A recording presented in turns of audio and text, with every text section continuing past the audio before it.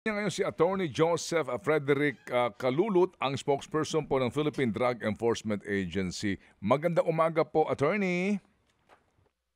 Magandang umaga po, Manong Ted. Magandang Opo. umaga sa mga nakikinig at nanonood sa ating palatuntunan. Salamat po sa panahon. Attorney, pakipaliwanag lang po, in totality, sa lahat po ng mga na-recover na shabu sa karagatan, in Zambales, in La Union area, magkano na po halaga total nito?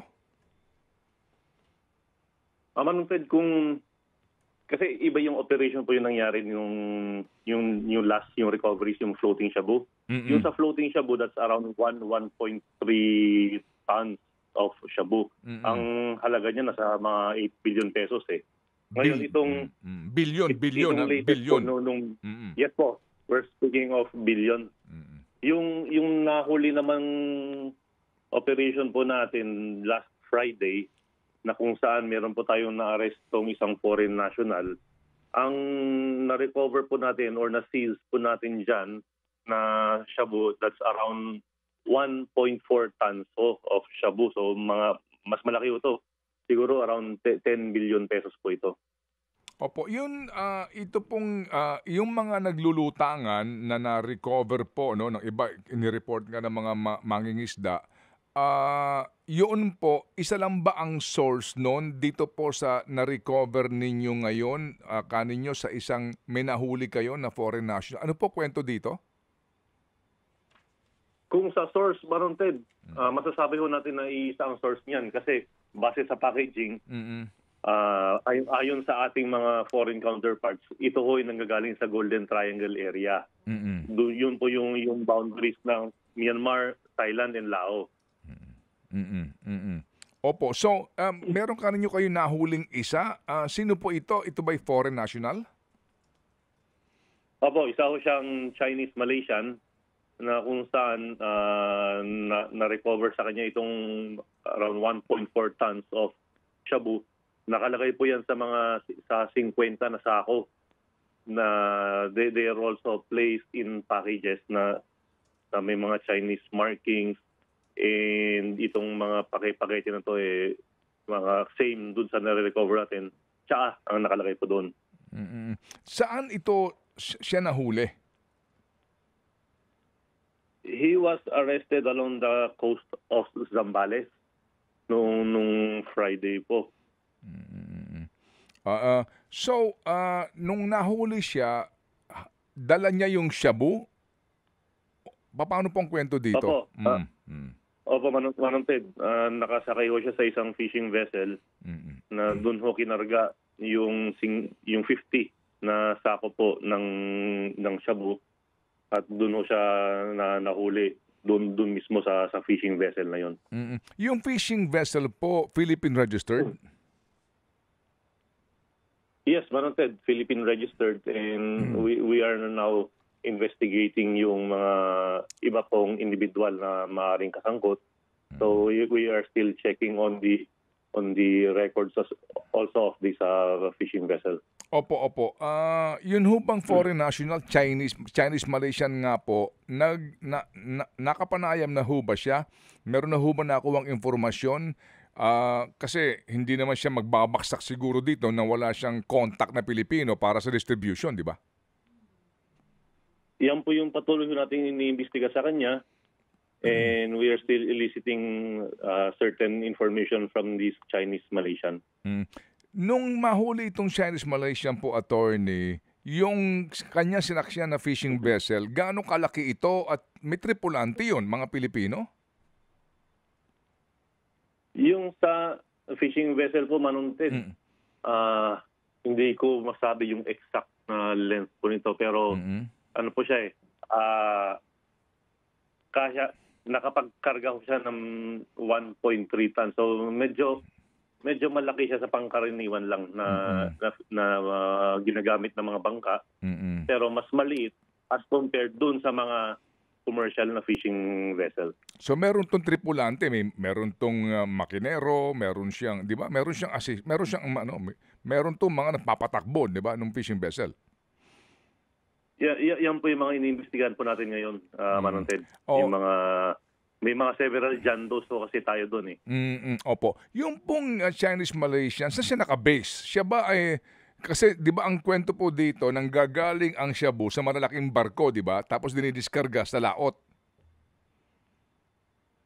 Yan po yung isang tinitingnan na anggulo kasi ayon nga sa nabanggit ng Philippine Navy, meron daw malaking barko na maaaring pinanggalingan yan. So ito ho ngayon yung ating binabacktrack natin ho ngayon na kung ano yung sinasabi po nila na malaking barko. Kasi ang merong mga capability na makapag-determine yan is yung mga agencies ho natin na connected with the maritime industry ho. Oo nga, opo. Sige po. So sir, ito pong Chinese Malaysian, so far ano ang informasyon na nakalap ninyo? Saan siya naka-base? Dito ba sa sa Metro Manila ba, sa Pilipinas ba o sakay ito ng barko na supposed to be pinanggalingan ng shipment?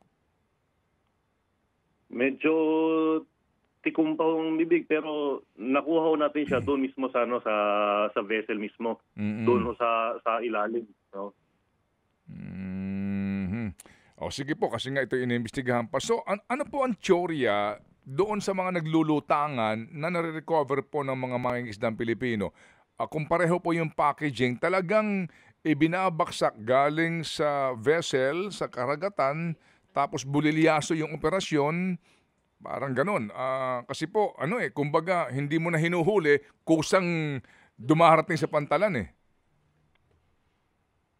Yung nangyari po, Manong Ted, yung nauna ho, yung floating shabu. Opo. Kumbaga yung nabanggit nga ho ninyo, bulilyaso po yung trabaho nila. Now, itong nakuha ho natin doon sa Chinese Malaysian, ang tingin po natin dyan is replenishment po ito doon sa nabulilyasong lakad po nila.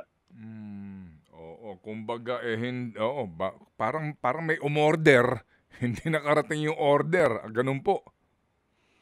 Parang ganun po, Manong Ted. Sino kaya sindikato sa Pilipinas po? Ano kaya ito? Kasi 'di ba yung distribution po naman nito, 'di ba? Meron na ho ba kayong impormasyon doon? Ayan po ngayon yung patuloy na inimbestigan, Manong Ted. Pero yung involved po na multinational drug syndicate dito, si Samgor pa rin ho. Base ho doon sa ating mga information na nakalap po sa ating mga kasamahan po sa abroad. Okay, sige. So hindi ho muna kami siguro magtatanong po ng detalye kasi nga baka po ito'y tinatrabaho pa po ninyo. Mag-aabang na lang po kami sa karagdagang informasyon. But basically po ngayon, wala na po pang naglulutangan so far. Wala na ho bang mga nare-recover po sa mga dalampasigan? Nung Manong Ted, kahapon sa may bandang Batanes may na-recover po eh. At that's around mga 25 na vacuum sealed na plastic packs na may laman na suspected shabu. So, most likely, kasama rin ho ito doon sa batch nung floating shabu na sinira na ho natin kahapon. Kasi yung packaging ho nito parehas din ho doon sa mga nakuha na palutang-lutang along the western coast of Philippines. Medyo siguro ito na ho yung naidala ng waves po natin pa norte. O napunta ng Batanes. Ngayon po, that's positive. Sino ngayon na may hawak nung pakete ng shabu sa Batanes? Dadalhin po yan ng ating mga kasamaan sa Batanes papuntang region po dito sa may Tuguegarao para ho ma-test po natin sa ating laboratorio yung laman po ng mga yan. Na-inventaryo naman na rin ho yan doon sa Batanes. So, makakasiguro naman ho tayo na walang bawas po yan. Opo. Ano po ang inyong mensahe sa mga mangingisda o mga Pilipino na baka maka-chance, nakatira sa dalampasigan, meron doon lumanding ng mga pakete ng shabu? Ano ho ba yan? May ibinibigay bang pabuya ang gobyerno para maenggan yung isa uli? Ano po ba ang penalty kapag nahulihan ka niya, hindi mo tinurn over yan? Ayun, Manong Ted, nananawagan ho kami doon sa ating mga kababayan, lalong-lalo na yung mga nakatira dyan sa mga coastal areas, sa fishing communities po natin. Baka meron pa hong napadpad na mga lumulutang-lutang na shabu dyan po sa inyong area. Baka meron hong napadpad dyan ho sa mga beach ho ninyo na mga floating shabu.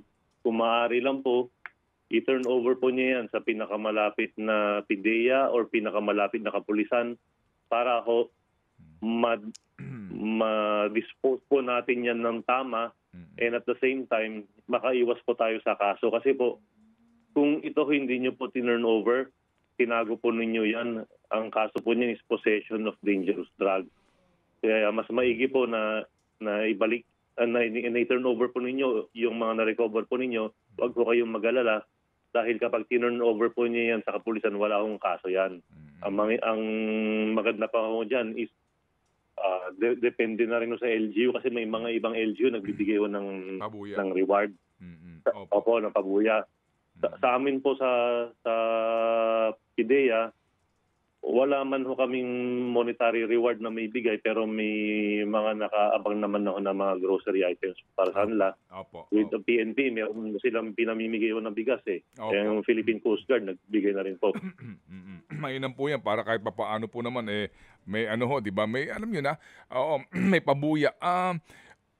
Ilang kilo ang bawat pakete sa pagtimbang ninyo, attorney?